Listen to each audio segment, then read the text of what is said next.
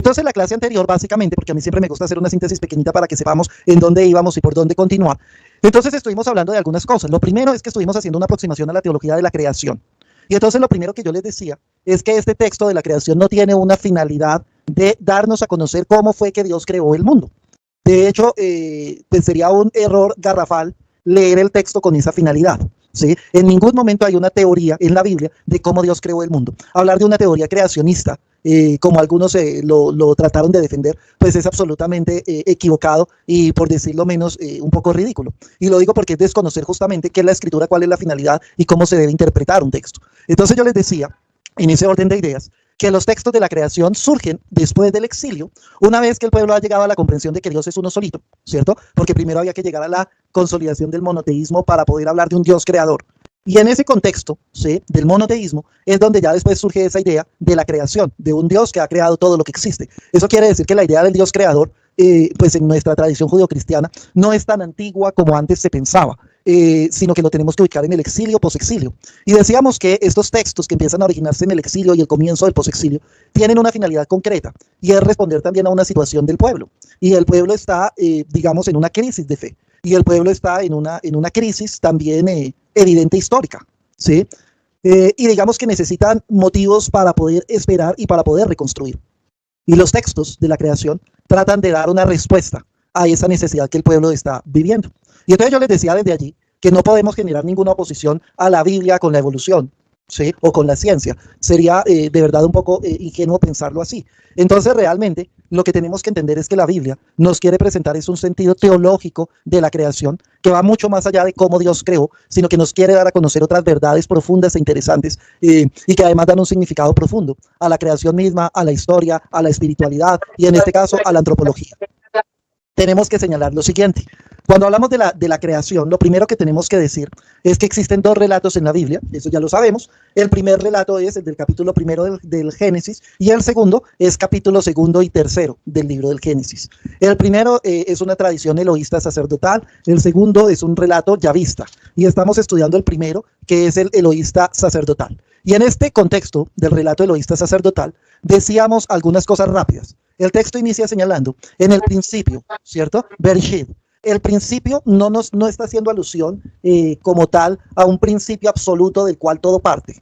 Sencillamente nos está hablando del principio. ¿Por qué? Porque recuerden que es el tiempo, ¿no? Aquí hay una, digamos, una doble interpretación. Algunos lo quieren ver como principio filosófico, como el arjé de la filosofía, aquello de lo cual todo surge, pero realmente no es propio en el contexto de este texto bíblico, sino que tenemos que pensar más en hablar del principio como la historia misma. La historia se origina a partir de un acto y de una decisión de Dios mismo. Y tenemos que entender el tiempo como la medición del movimiento de la materia y como el devenir histórico, específicamente del ser humano. ¿De acuerdo?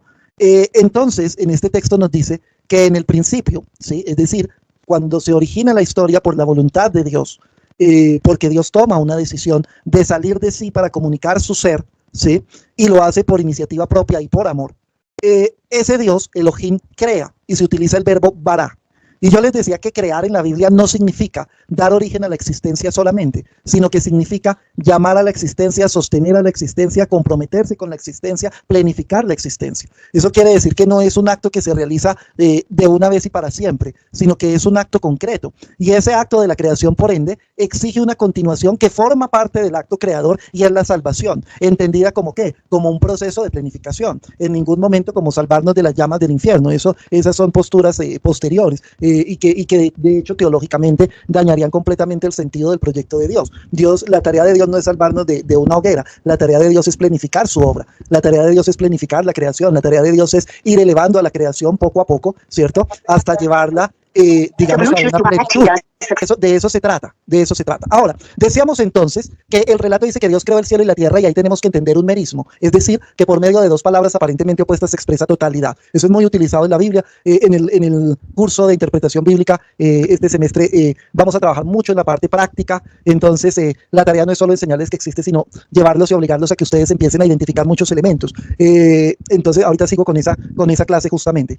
La tierra era un desierto, era tohu babohu, dice el texto en hebreo. ¿Qué quiere decir? Que no tenía vida y que no hay un elemento que se oponga o entre a pelear con la divinidad, como ocurría en los otros mitos de los otros pueblos, en donde la materia era un caos que se levantaba contra la divinidad, y de esa lucha entre la divinidad y una materia preexistente es que se origina la creación de los seres vivos, incluso con la sangre de los dioses y todo lo demás, y ahí hay una historia muy interesante en otras culturas. En este contexto no se trata de eso. ¿Por qué? Porque no, Dios no crea por una lucha o por una protección de sí mismo o porque haya algo que se opone a él, sino que aquí ya hay una idea fundamental. Este Dios crea por iniciativa suya, por amor, y nada se le opone, sino que él llama a la existencia y se compromete con la existencia misma y da un orden a eso que existía, que era un desierto. De hecho, miren ustedes, sin sacar al relato de su finalidad, pero miren cómo esto ya puede entrarnos en un contexto de diálogo incluso con la ciencia, ¿no? Se dice que el Espíritu de Dios aleteaba sobre las aguas, ¿no? Y aquí tenemos un elemento muy seguramente griego, en donde se consideraba que el agua era el arjé de la vida, ¿no? Y como estos textos justamente son antiguos, y el que se da cuenta de este elemento es Shekel, ¿sí? Yo les coloqué todos los textos de Ruiz de la Peña, que es el gran maestro, pero Ruiz de la Peña comete el error de ubicar el texto, los textos creacionistas, especialmente el segundo relato de la creación, lo coloca como fuera de tiempo, del tiempo real. Sí, es el error que él comete. De resto es un maestro. Lo que pasa es que es un error significativo. Entonces, aquí cuando nos colocan al agua como algo que se necesita para dar origen a la vida, en los dos relatos aparece, pues ya entramos en un diálogo con la cultura griega. Y eso llama mucho la atención, porque eso nos obliga a ubicar a los textos de una manera realmente tardía. ¿Listo? Después de eso, cuando dice que el Espíritu de Dios o aleteaba sobre las aguas, no podemos pensar en el Espíritu Santo. ¿Por qué? Porque en este texto no hay Trinidad. Entendámoslo bien, es un texto del Antiguo Testamento, y en el Antiguo Testamento no hay la revelación de que Dios es trino. Por ende, lo único que está señalando, ¿qué es el Espíritu de Dios en el Antiguo Testamento? Es el Dios que llega para realizar una acción profunda. Por eso, en los personajes bíblicos, en los profetas, por ejemplo, en los reyes, ¿sí? Se decía y se utilizaba la expresión que el Espíritu descendía sobre ellos para que pudieran realizar determinada acción. Entonces, el Espíritu es eso, el Espíritu es ese Dios que sale de sí mismo para realizar una acción, ¿sí? Fuera de él. Eso es lo que significa el Espíritu en el Antiguo Testamento. Después de eso dijimos que en este relato Dios crea por medio de la palabra.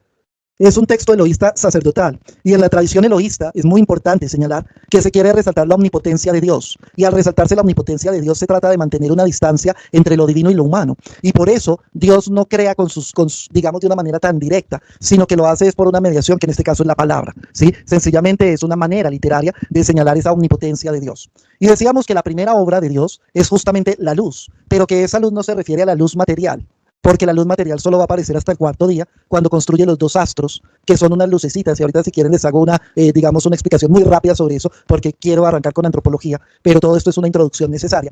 Entonces decíamos que la luz no es la luz material, sino que la luz es ese Dios mismo saliendo al encuentro de la historia del ser humano, y desde allí esa presencia de Dios que se dispone al encuentro y que se dispone al acontecer, es luz para el ser humano. Por eso en la Biblia se emplea ese simbolismo: la luz es la presencia de Dios, la oscuridad es la negación de la presencia de Dios. Entonces aquí ya aparece ese simbolismo con toda la fuerza. Cuando dice que en el día primero Dios crea la luz, ¿qué quiere decir? Que Dios decide salir al encuentro profundo de la creación, ¿sí? Se decide a crear, se decide hacerse presente en la creación, ¿no? Hay algo que dice Ruiz de la Peña, con todo y que ubica mal los textos, pero es un gran maestro, y Ruiz de la Peña dice que estos textos son los que preparan la cristología, que la cristología no se puede entender sin los textos de la creación, y tiene toda la razón, porque ambos textos de la creación ya nos van a hablar de la idea de un Dios que se encarna no en Jesús, sino en todos los seres humanos.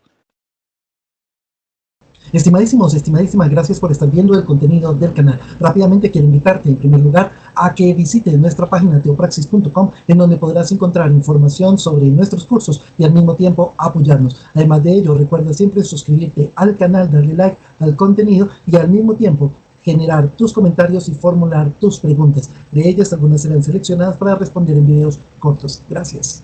¿De acuerdo? No solo en Jesús, sino en todos los seres humanos. Eso ya nos habla entonces de una teología veterotestamentaria tardía. Y por ese lado tenemos que entender este texto, ¿no? Es esa decisión de Dios que se va, digamos, de salir de sí, hacerse presente en la historia y hacer camino en la historia, lo que ilumina la historia misma y da origen a la historia, y hace de esa historia al mismo tiempo no solo un cronos, sino un kairos, es decir, no hace solo de la historia una historia, sino que la transforma en una historia de salvación. Eso es lo que está detrás, eso es espectacular. Dice el texto, atardeció y amaneció, simplemente un detalle simple. Recuerden que es un texto judío, y recuerden que los judíos cuentan el día de la tarde a la tarde, no como nosotros. Para el judío está por arrancar el Shabbat. Tan pronto se asome la primera estrella, arranca el sábado. Porque ellos cuentan es del atardecer, arranca el día. ¿De acuerdo? Por eso el texto dice atardece y amanece. Atardeció y amaneció día primero, porque los judíos cuentan el día así. Ellos están por entrar al Shabbat y por ende a su observancia del día sábado. Eso así cuenta el tiempo el judío. ¿De acuerdo?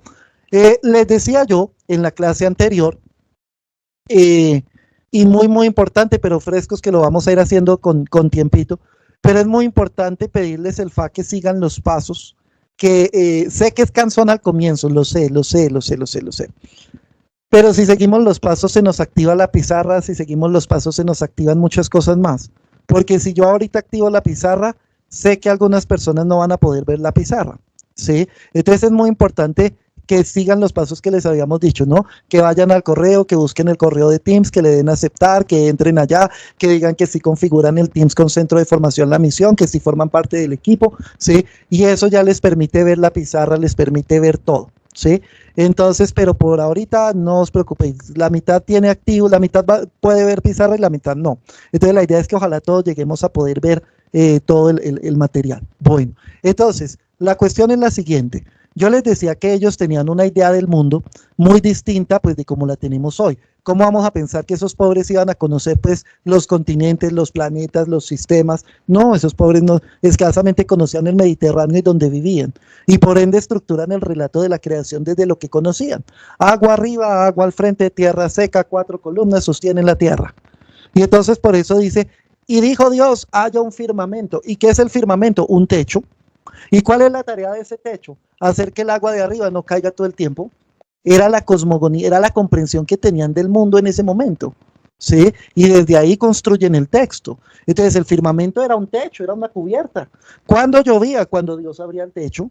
¿Cuándo dejaba de llover? Cuando lo volvía a cerrar, ¿sí? Y por eso dice que ese firmamento tenía una misión, separar las aguas, ¿cierto? Unas de otras, las aguas de arriba, cielo, y las aguas de abajo, Mediterráneo. O sea, no olvídense que esto fue como Dios creó, es como ellos entendían el mundo desde su concepción muy limitada en ese momento, ¿sí? Y así fue, llamó Dios al firmamento cielo, atardeció y amaneció día segundo. Dijo Dios, acumúlense las aguas de abajo del firmamento en un solo conjunto. Recuerden que ellos tienen es el Mediterráneo. Por ende, allá está el agua y aquí está lo seco. Entonces, ¿qué hizo Dios? Acumuló el agua allá y a este lado dejó la tierra seca, así se imaginaban el mundo, y de esa manera salió el mar y la tierra. ¿De acuerdo? Ahí es la cosmogonía de la época, simple y llanamente la cosmogonía que tenían, la idea del cosmos como lo tenían, la idea del mundo que tenían. Entonces dijo Dios, acumúlense las aguas de abajo del firmamento en un solo conjunto y déjese ver lo seco. Y así fue. Llamó Dios a lo seco tierra. Y al conjunto de las aguas lo llamó mar y vio Dios que estaba bien. Dijo Dios, claro, ya como las aguas se movieron para allá, entonces ahora sí puede empezar a surgir la vida en la tierra. Y quiero que nos demos cuenta de una cosa, ¿no?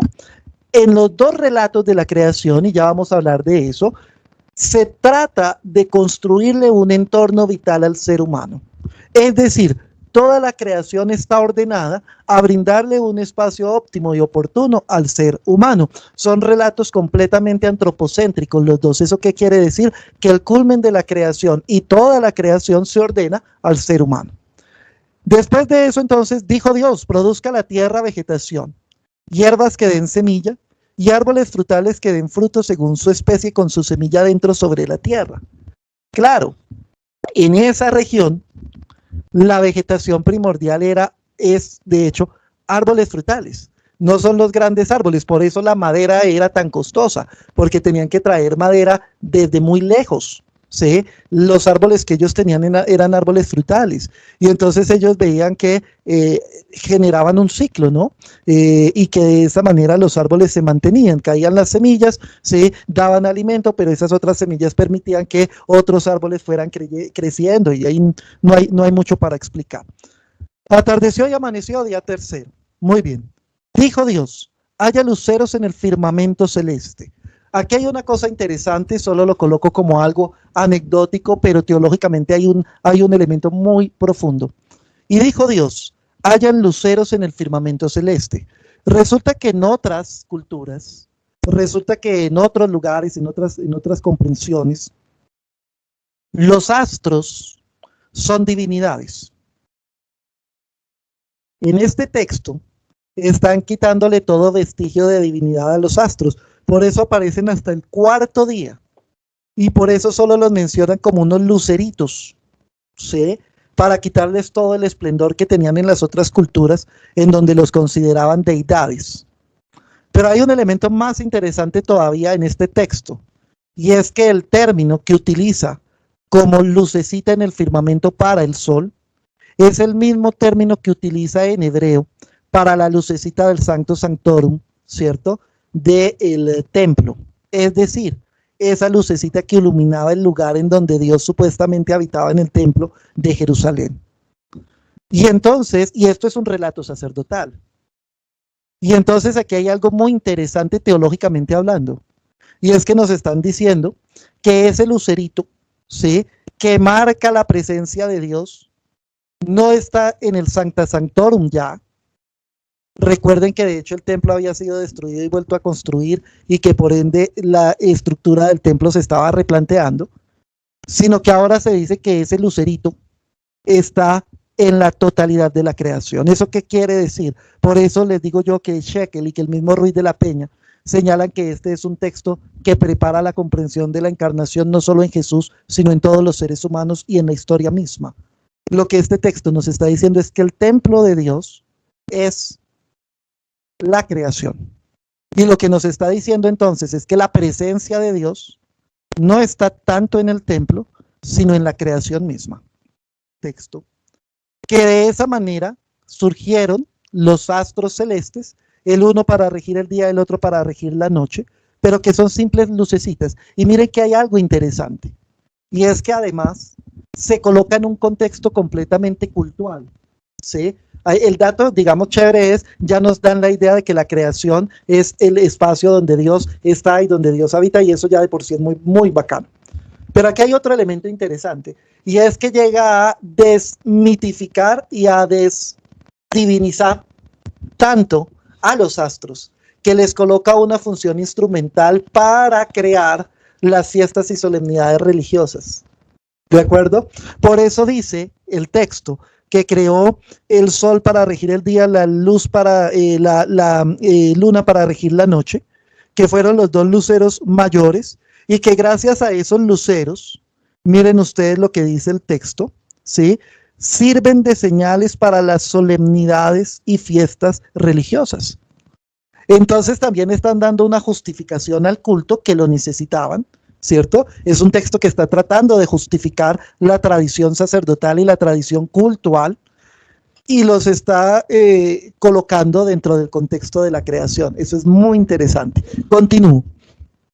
Después de eso, dale, Esperancita, creo que es quien está levantando la mano. No, Elizabeth. No, adelante, Elizabeth. Entonces, en el Nuevo Testamento, ¿la estrella de Belén sería como función instrumentadora o no hay divinidad que los guíe? Absolutamente instrumental, pero simbólica. Recuerda que ahí se mezclan dos cosas. El lucero que sirve para marcar el verdadero paso de Dios y la celebración del verdadero paso de Dios, pero es algo simbólico, ¿cierto?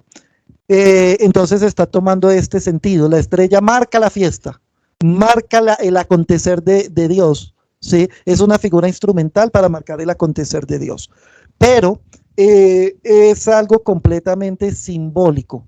Ya después nos meteremos en eso. La Biblia en un 90% es simbología, ¿de acuerdo? No la podemos tomar de manera literal. Sé que hay estudios que se ponen a mirar qué fue lo que pasó, si era una estrella fugaz, qué fue lo que ocurrió para tratar de explicar qué era esa estrella resplandeciente, pero le estamos dando historicidad a un elemento simbólico, ¿sí? Y desde el punto de vista simbólico tiene todo este trasfondo que estamos señalando y que tú también lo señalas, ¿de acuerdo? Profe. Dime. Una pregunta, y la bandera que tienen los judíos, creo que el pueblo hebreo, bueno, allá en el Medio Oriente, una estrella, ¿es símbolo de qué? Ok, ahí viene una cuestión digamos, profunda simbólica, y es el significado también que ellos le dan como tal a la estrella. Dame un segundo que quiero aquí visualizar una cosa para no embarrarla. Ay, Dios. A ver, ahí estamos. Sí, y eso tiene que ver es con toda la tradición justamente religiosa. Lo que pasa es que ahí tengo que explicar muchas cosas. Hagamos una cosa si quieren, ¿sí? Yo les genero como un mensajito donde les explico, porque nos desviamos mucho de tema y no quiero. El número de puntas que tiene, la estructuración interna de los dos triángulos, ¿sí? La comprensión numérica que encierra, el significado que tiene desde el punto de vista cultural. Tiene un simbolismo tremendo. Entonces, yo me comprometo a que en un mensajito de audio se los explico, porque nos saldríamos mucho de tema, pero yo les respondo como un complemento a la pregunta, ¿vale? Hay una, de hecho, tiene que ver mucho con la parte numérica también. Entonces, bueno, yo me comprometo a dejarles un mensajito con la explicación. Esperancita, adelante. Que es la estrella también de David, pero es que eso tiene un significado mucho más profundo desde el punto de vista numérico, la configuración de los triángulos, etcétera. Es que volviendo al tema, digamos, de lo que nos estás comentando de los astros, es decir, me viene a mí una pregunta con respecto a nosotros, los que realmente estuvimos al otro lado, o sea, nuestros orígenes, siempre nosotros vimos, o nuestros antepasados indígenas, es que veían era en el sol, la luna, el agua, la creación, como dices tú, que realmente Dios existe, o Dios, la grandeza de Dios está en todo lo que está creado. Estábamos nosotros al otro lado, ¿cierto?, de lo que pasaba del Mediterráneo. Correcto. Esa no es una concepción más de pronto ingenua, pero a la vez como más acertada de lo que vieron de pronto ellos, porque pues a mí me parece que los indígenas lo que nos enseñaban, Bachuet, Pochica, todo lo que se explicaban precisamente de las tribus indígenas, y que cambió con la llegada de los españoles, es como bueno, como no sé si fue un romperles de pronto esa imagen de ese Dios creador, que ahorita cuando tú decías que Dios, la creación misma es todo el templo de nuestro Señor. Correcto. Sí, efectivamente, pues digamos que ellos tenían una comprensión y tienen una comprensión muy naturalista, e incluso en algunas cosas, nosotros lo habíamos hablado alguna vez en Misterio de Dios, Religiones Comparadas, incluso casi que afirmaban la presencia de Dios en la naturaleza y en todos los movimientos de la naturaleza. Y eso era propio de muchas de las culturas antiguas. Aquí digamos que se quiere es mostrar la finalidad antropológica, y es señalar, y ya voy para allá, que aunque podemos ver la grandeza y la perfección de Dios en toda la creación, la imagen, el interlocutor y la acción de Dios en la historia se da es por medio del ser humano. En las demás cosas podemos contemplar la grandeza de Dios, pero es en el ser humano en donde se da el acontecer mismo de Dios, nos estamos moviendo hacia allá. Y como los astros marcaban tan profundamente la historia y la vida cotidiana, entonces ellos y marcaban los ciclos de la naturaleza, que para ellos era lo vital, ¿sí? Que creciera la planta, que creciera todo, que los ciclos, entonces ellos casi que le daban un carácter muy sagrado a todo eso, ¿no? Y la Biblia quiere señalar que aunque es un vestigio, y podemos ver la perfección de Dios allí, el acontecer y la presencia de Dios que es distinto, se da es en el ser humano. Ahora, efectivamente, lástima romper también esa visión tan enriquecedora del Dios en la totalidad de la naturaleza, que es muy interesante, de las religiones africanas y de las religiones mesoamericanas. ¿Listo? Bueno, John, ¿tienes alguna otra pregunta? Te queda la de la estrella de David, pero es que ya que te interesó, quiero hacerte una explicación profunda del tema. No, tranquilo, pero que no se me active el micrófono, no, tranquilo. Listo, ¿no? El audio. Pues, Listo, claro que sí, claro que sí. Entonces aquí... Pregunta. Este estudio de la creación, ¿desde qué autor o de qué comunidad pues se está haciendo? Tengo la duda.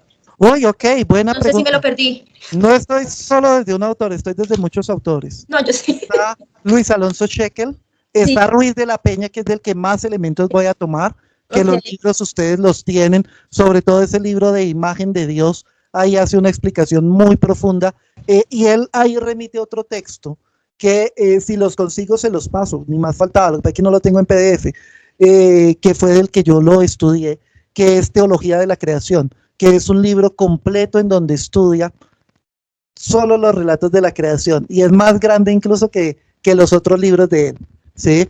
Es una nota.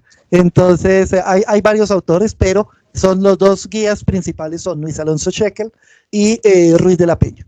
Bueno, vale, muy bien. gracias. Entonces, continuemos. Ya terminamos de construir, digamos, el escenario. Ya viene el momento de que ingresen, digámoslo así, los animales. Y entonces, ahora van a aparecer los animales del agua. Claro, recuerden que ellos pensaban que había agua arriba y agua abajo. Entonces, cuando Dios crea los animales del agua, ¿eso es igual a qué? A crear las aves y a crear los peces. Los de las aguas de arriba y los de las aguas de abajo. ¿Listo? Entonces, por eso el mismo día aparecen las aves y los peces. Y hay algo interesante acá. Y es que al iniciar la vida, claro que ustedes me podrían decir que con los vegetales también, pero al iniciar la vida más profunda con los animales, viene una ruptura en el texto, en la estructura del texto, que es muy llamativa, porque hasta el momento venía diciendo el texto simplemente que Dios hizo la obra, que vio Dios que estaba bien, que atardeció y amaneció día tercero, o día cuarto, o día segundo, ¿cierto? Esa era la estructura. Aquí llama mucho la atención eso de que y vio Dios que estaba bien, y vio Dios que estaba bien, y vio Dios que estaba bien.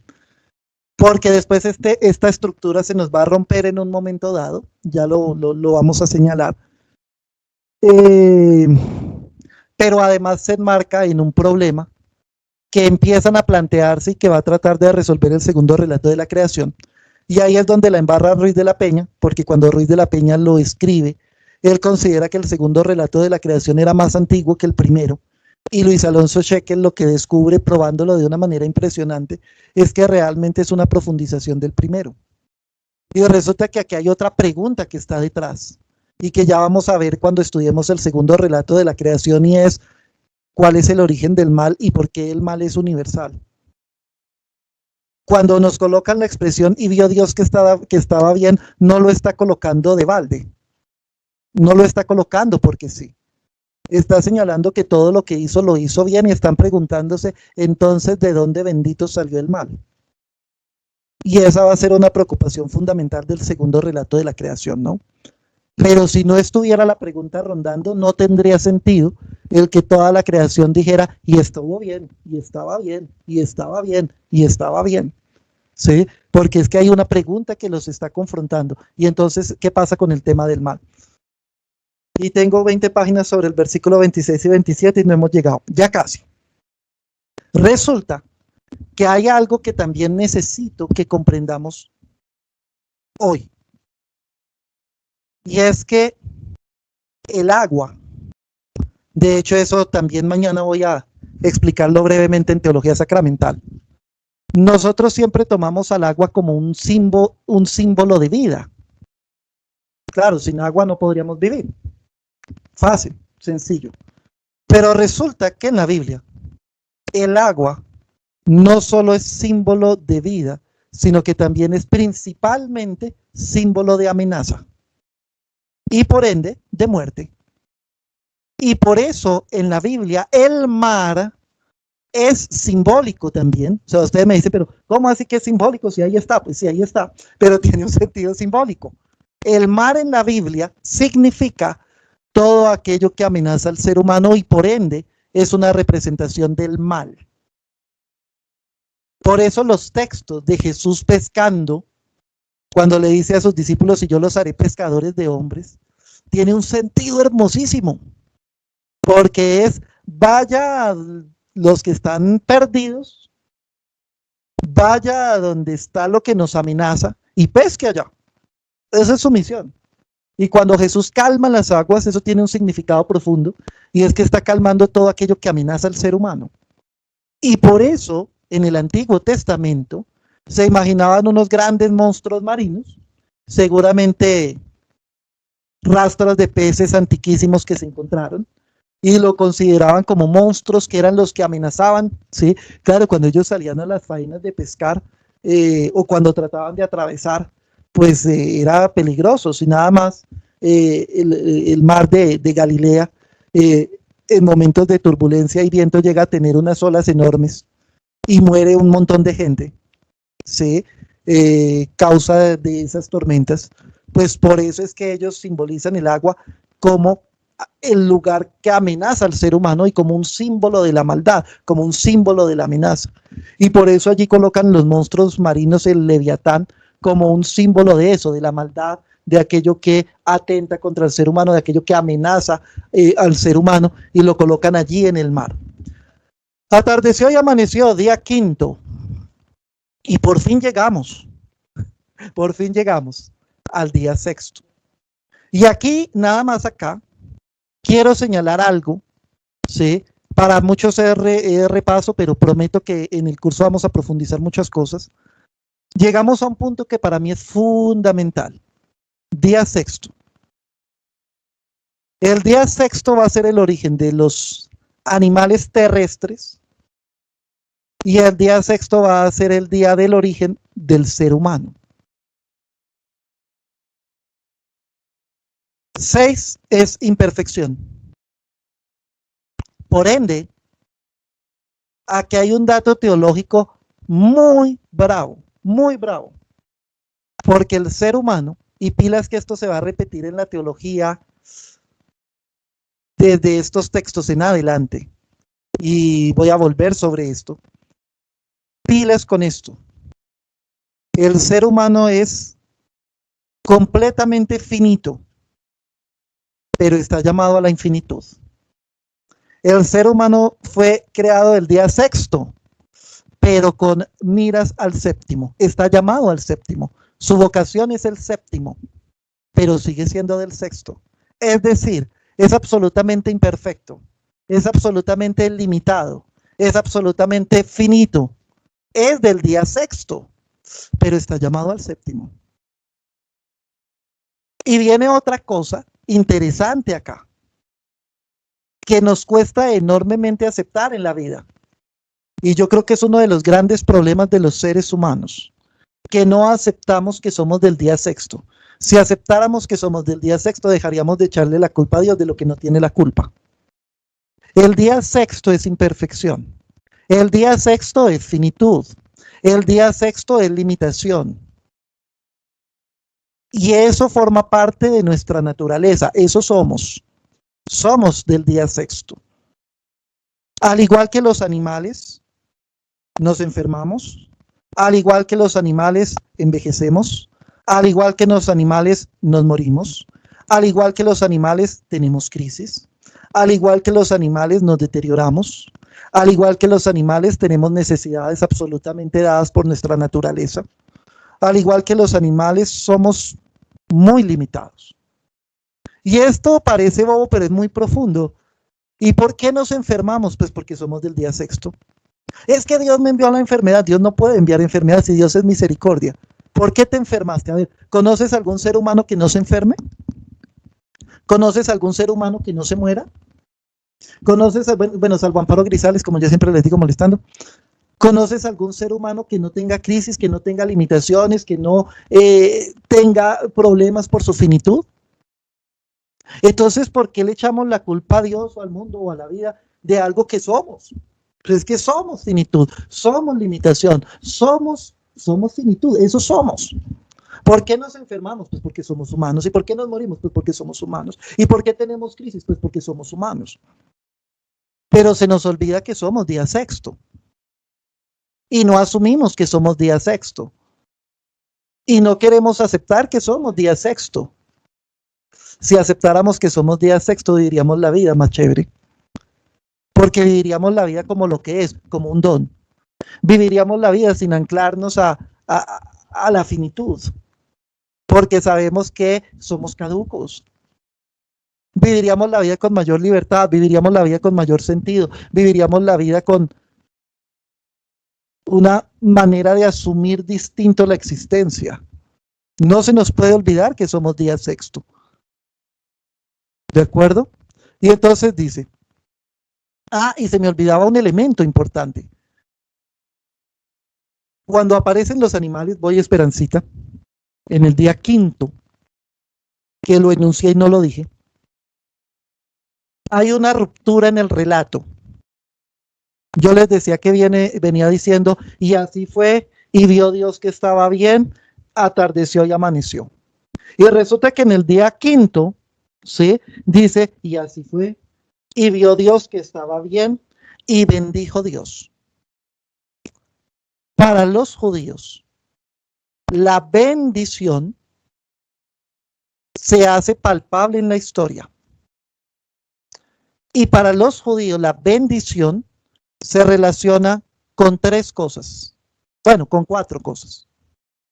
Primero, la descendencia. La descendencia era leída como la bendición. Claro, nada más por la estructura que tenían, ¿sí? Para poder subsistir y para poder ser alguien, digamos, dentro de la sociedad y para poder fortalecer su núcleo, tenían familias numerosas. Y por ende tener una descendencia abundante era visto como algo querido por Dios y como un símbolo de la bendición de Dios. Por eso el que no tenía hijos era un maldito. Por eso la mujer estéril era maldita, porque la bendición era la descendencia. Y por eso aquí dice, y los bendijo Dios, sean fecundos, multiplíquense. La bendición es la sexualidad y la bendición es la descendencia. De cuando acá empezamos a ver la sexualidad como pecado en sí misma.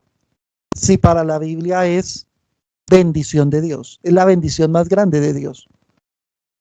Tenemos que volver a hacer una teología del cuerpo, como lo hizo Juan Pablo II. Tenemos que volver a hacer una teología de la sexualidad, porque la sexualidad no es nada pecaminoso, ni la sexualidad es algo malo en sí mismo, ni la sexualidad es perversa. La sexualidad es la bendición de Dios para el ser humano.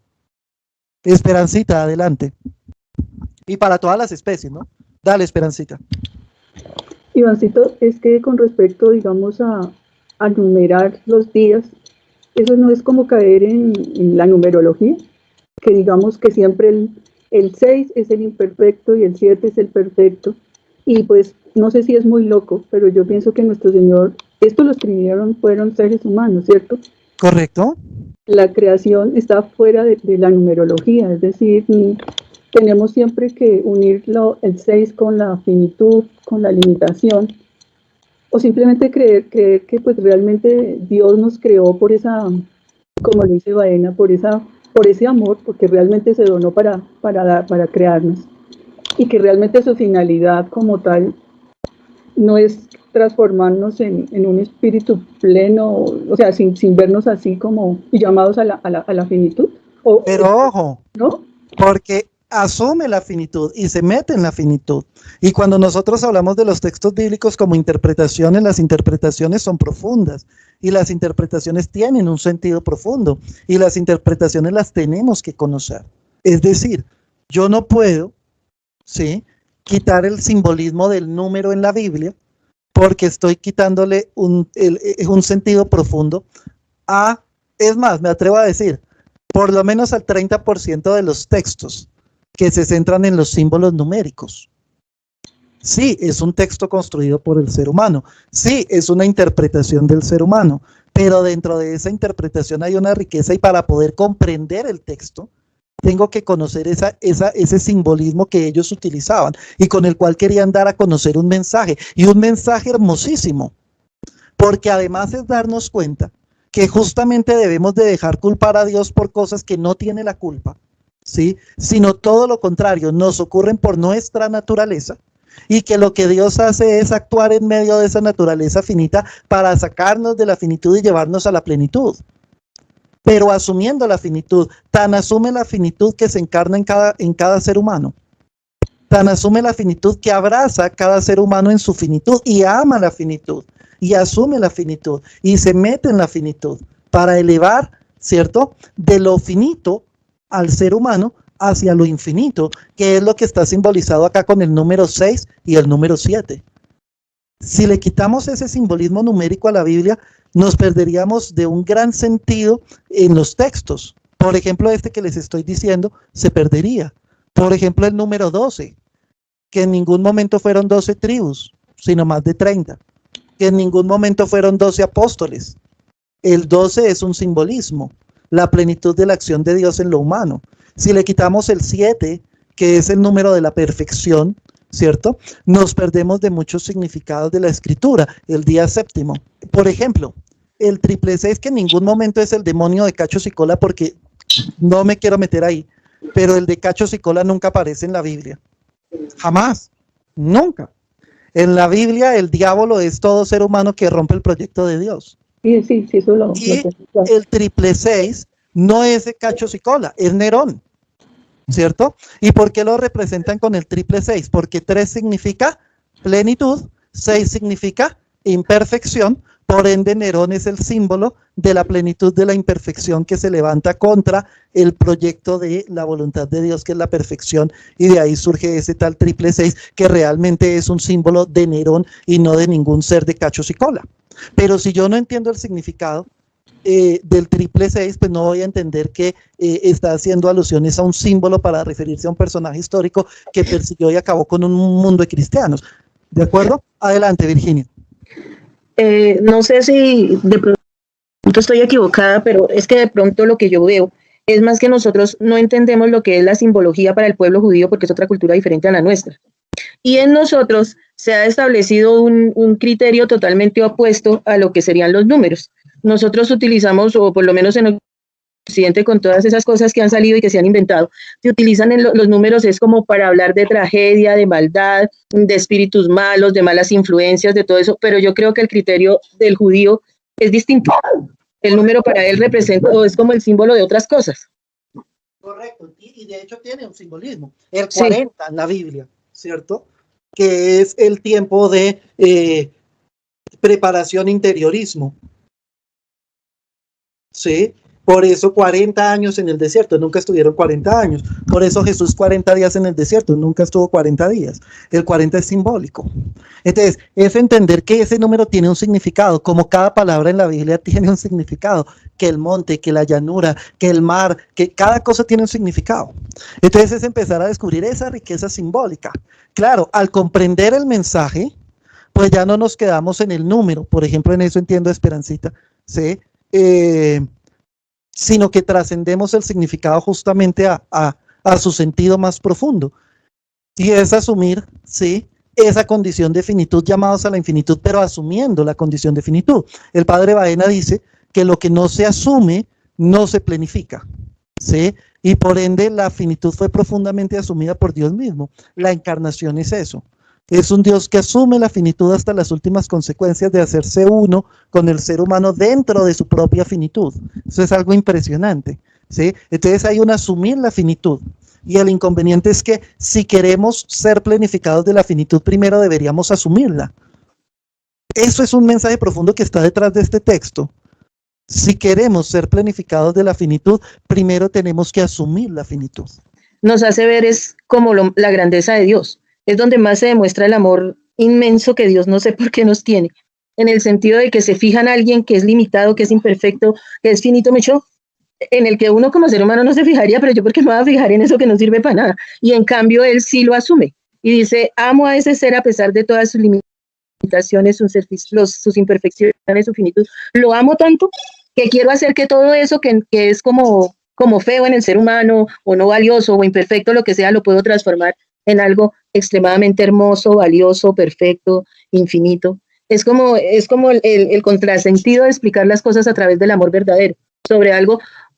Es como decir, uno como ser humano tiende a rechazar lo que es feo, tiende a rechazar lo que no sirve o que no le sirve a uno en sus cosas, o al que no es perfecto. Verbigracia, uno ve a una persona en la calle que es lo que hoy llaman desechable y uno lo rechaza. Porque huele mal, porque es feo, porque consume droga, bueno, XXX, yo le pongo todas las X y lo rechazo.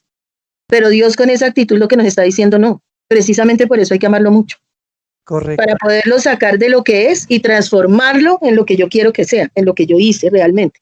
Que es lo que Dios hace en cada ser humano, exacto.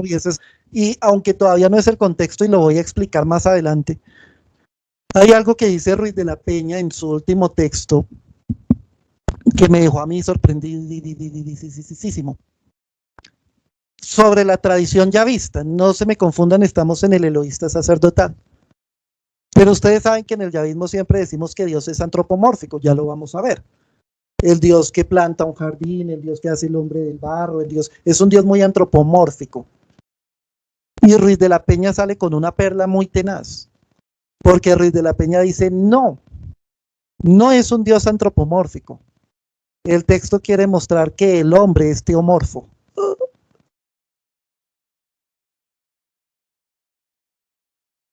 Me hago entender con eso, después se los explico con más calma, pero esa perla de Ruiz de la Peña es impresionante. La tradición yavista no quiere mostrar un Dios antropomórfico, aunque así lo hace. Su sentido es otro, quiere mostrar a un ser humano teomorfo. ¿Eso qué quiere decir? Que aunque está en la finitud, es divino. Que aunque está en la finitud, está llamado a la divinidad. Eso es lo que quiere mostrar. Exacto. ¿Sí? Eso es algo impresionante.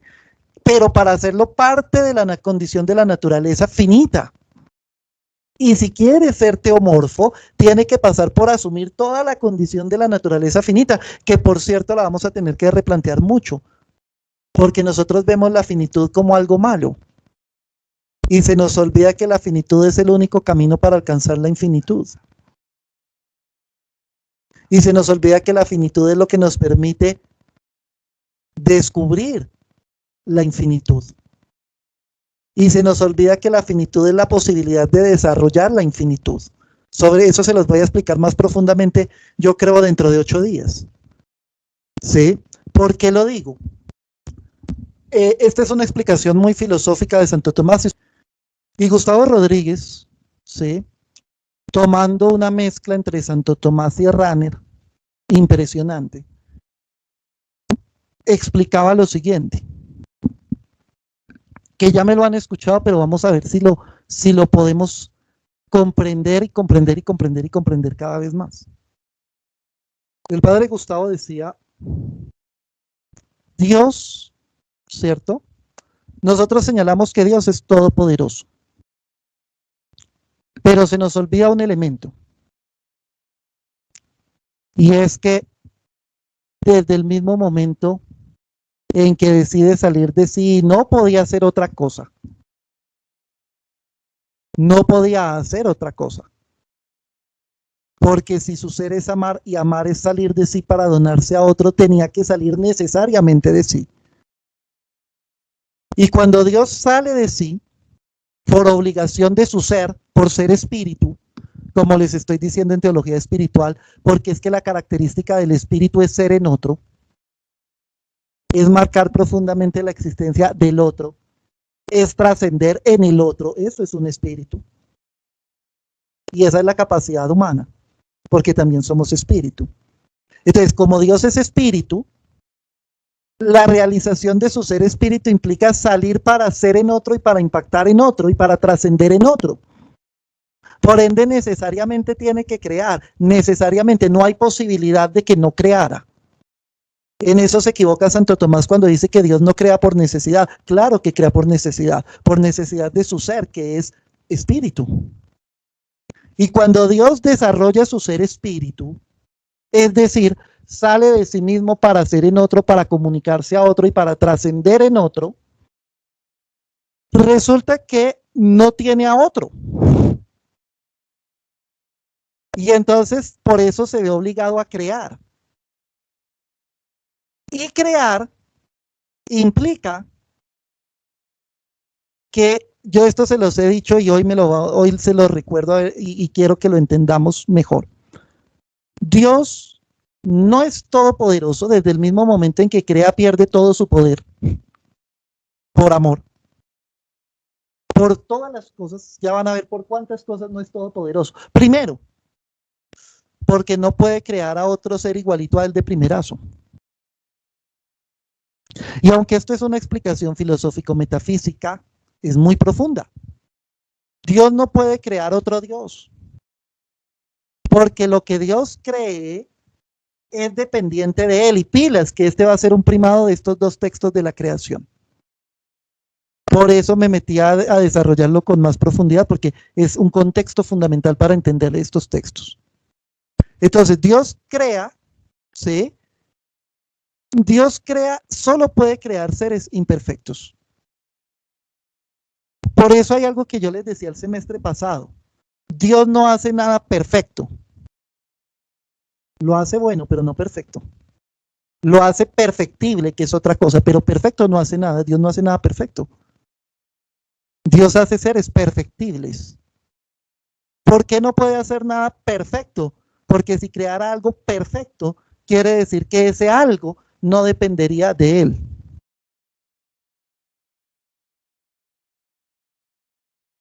Y resulta que eso es imposible, porque él es quien llama a la existencia. Entonces, como Dios llama a la existencia, solo puede llamar a seres imperfectos, pero perfectibles. Ahora, dime, John. Entonces, viendo esto, no sé si de pronto, ¿por qué Dios demuestra tanta debilidad por Abraham? ¿Por qué Dios demuestra tanta debilidad por? Discúlpame que no te entendí bien. ¿Por qué Dios muestra tanta debilidad por? Por Abraham, nosotros sabemos que es el padre de la fe. Ok, es que ese texto es muy complejo de explicarlo, pero realmente te voy a señalar algo, ¿sí? Desde la exégesis. Abraham, si bien es un personaje histórico, muy probablemente no tan tardío como pensamos, sino que en la exégesis estadounidense lo ubican casi que contemporáneo a David. Y hay motivos muy profundos para explicarlo. Y tengo abierta la otra pregunta, pero quiero responderte. ¿Por qué lo colocan algunos exégetas contemporáneos a David? Por un simple tema. Y es que las tribus estaban separadas. Es que ahí tendrá que explicar muchas cosas. Pero por ahorita baste decir algo. Las tribus nunca fueron un pueblo unido. Las tribus estaban separadas y eso se deja ver en los textos. Las tribus del sur nunca reconocen a las del norte nunca reconocen a las del sur y peleaban profundamente entre ellas y nunca fueron un solo pueblo y de hecho no tenían posesión de la tierra. Las tribus eran apirú, es decir, eran grupos de marginados que vivían alrededor de las ciudades-estado cananeas, incluso como saqueadores y malandros, y de ahí se va a configurar el pueblo. Y resulta que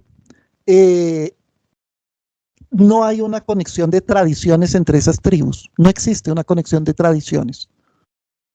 Sabemos que la humanidad muy probablemente, y eso de hecho lo ha comprobado la ciencia, sale de la media luna fértil y por una inundación tremenda que se ve simbolizada en el relato del diluvio, no solo de la Biblia, sino en textos más antiguos de la Biblia, como el poema de Gilgamesh. Se empiezan a esparcir por otros lados y ahí es donde se empiezan a organizar las familias, los clanes, las tribus, ¿cierto? Y entonces resulta que las tribus, repito, no tienen conexión entre ellas. Cuando nos presentan a Abraham como padre de la fe y como algo común no solo para las tribus que van a originar el pueblo de Israel, sino también para las tribus del otro lado del Jordán. Y por eso Abraham es el padre de la fe de muchas religiones, no solo de la judía y de la cristiana. ¿Sí? Hay dos maneras de ubicarlo.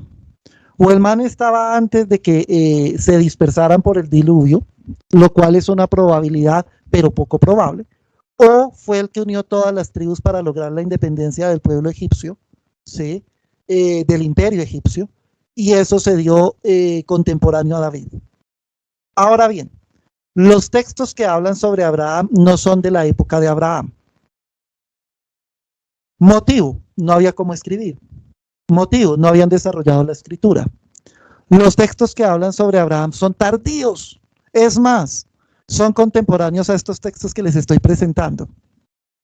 Es decir, las tradiciones, ¿cierto?, patriarcales, se terminan de configurar y se colocan por escrito en la época del exilio y del posexilio. Y entonces, uno de mis grandes maestros, Hernando Barrios Tao, dirá, solo lo cito a él, pero detrás de eso está Shekel, detrás de eso está muchos autores tremendos. Abraham es un símbolo del pueblo. Es decir, en el relato no nos están contando la historia de Abraham. Abraham está simbolizando al pueblo de Israel en la época del exilio. Por eso la tierra. Por eso el dejar la tierra, salir de la tierra, por eso la promesa sobre la tierra, por eso toda la estructuración histórica sobre la tierra en el relato como promesa, porque ellos habían perdido la tierra y ya habían comprendido la tierra como herencia de Dios y ya habían comprendido la tierra como la segunda principal bendición de Dios. La primera es la descendencia y la segunda es la tierra. Y por ende Abraham se convierte en un símbolo del pueblo. Y por ende lo que le pasa a Abraham no es a Abraham, es al pueblo todo.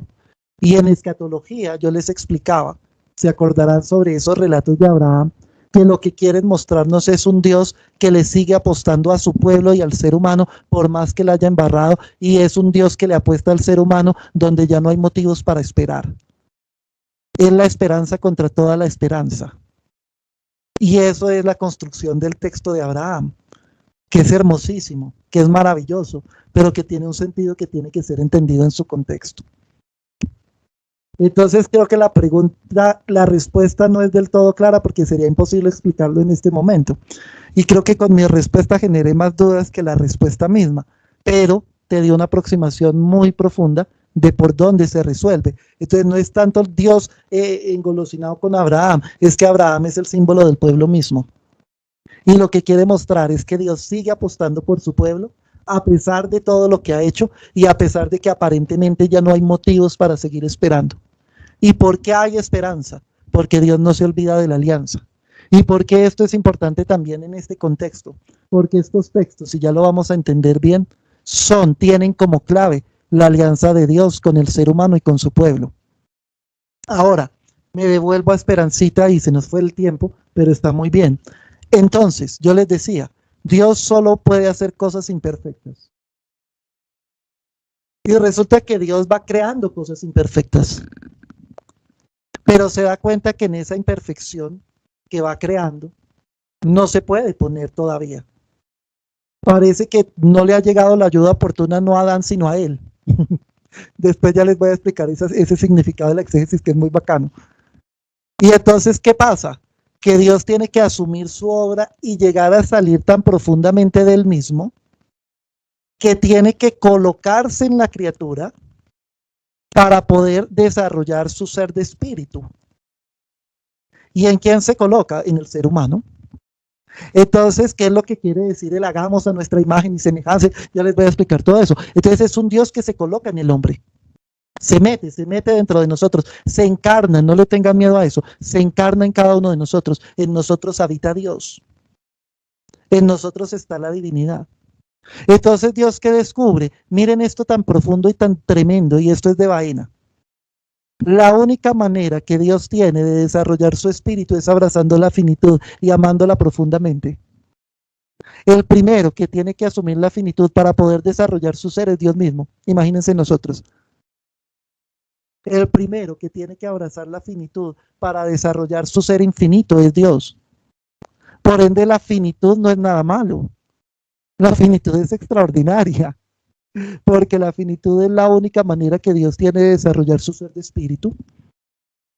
Incluso el lunes, yo les decía una cosa de vaina que parece una frase más, pero que tiene una profundidad absurda. Dios, mejor dicho, vaina dice, ¿qué es el ser humano? La espiritualidad de Dios. ¿Eso qué quiere decir? El lugar donde Dios puede desarrollar su espíritu, el camino en donde Dios puede desarrollar su espíritu. Entonces la finitud no es nada malo, ni la finitud es un símbolo de lo que hay que desechar. La finitud es la posibilidad de desarrollo del espíritu, incluso divino. Incluso divino. Por eso hay que abrazar la finitud, por eso hay que amar la finitud, sabiendo que la tarea es salirnos de ella, pero amarla con locura, porque esta finitud es la que nos permite alcanzar la infinitud. De lo contrario, Dios no nos hubiese puesto en la finitud, Él no se hubiese puesto en la finitud. Pero es que la finitud es la manera de poder desarrollar la infinitud. Y si eso es para Dios, imagínense para nosotros. Por eso hay que resignificar la materialidad. Cuando decimos que Dios nos puso en la materialidad, ¿sí? Eso es hermosísimo, porque la materia en la Biblia no es un componente del ser. Eso me va a ser muy difícil explicárselos. Es una de las partecitas que tenía pensada, pero sabía que no íbamos a llegar. Pero es muy fregado de explicar. ¿cómo hago para explicarles que el ser humano no tiene un cuerpo, sino que es cuerpo y que gracias a ser cuerpo puede desarrollar su espíritu y que si no hubiese cuerpo no habría desarrollo del espíritu y que por ende el cuerpo no es algo malo, sino es el único vehículo posible para el desarrollo espiritual? Eso, explicarlo fue máquina. Es fregadísimo. Esperancita, dale. Ivancita, esa es la hermosa explicación que me consuela a mí siempre de pensar que al perder esta finitud, al perder un ser amado, está demasiado ya en el corazón mismo de Dios y volvió precisamente a ser infinito y feliz. Eso que tú estás diciendo me consuela a mí por haber perdido a las personas que he amado y se me han ido. Esta limitación de este cuerpo que tanto nosotros protegemos, cuidamos, hacemos lo imposible por mantenerlo, es como precisamente una pequeña, no sé, carcelcita para poder, cuando uno, el Señor lo llame, poder ser totalmente libre y finito al lado de Él y decirle gracias, porque ahora sí entendí, creo yo, ¿no? Pero eso es hermosísimo. Pero quiero insistir en una cosa y me voy para la otra clase. Pero no es cárcel, es vehículo. Bueno, el cuerpo no es cárcel, es vehículo. El cuerpo es lo que permite desarrollar el espíritu. Correcto, sí. Si es la única manera que Dios mismo lo puede desarrollar, imagínense nosotros. El cuerpo es vehículo. Dime. Entonces podría decirse que Dios es un rompecabezas al cual constantemente le están llegando sus piezas para poder llegar a ser un todo completo nuevamente. Es una manera inicial de entenderlo con una claridad, y es que nosotros no somos partecitas de la divinidad, sino participaciones de la divinidad. Eso quiere decir que en nosotros no hay una parte de Dios, sino que está todo Dios. Y eso quiere decir que cada uno de nosotros es una participación única de la total divinidad. Y eso quiere decir que cuando Dios nos crea, Él se coloca en nosotros, pero Él es Él y nosotros somos nosotros en una unidad perfecta. Eso es lo que vamos a ir descubriendo. Eso quiere decir que cuando nosotros lleguemos a la plenitud, no dejaremos de ser nosotros, sino que somos nosotros en Él, ¿sí? Con la total intimidad, identidad, características propias. Entonces, no somos pedacitos de Dios, sino participaciones de Dios.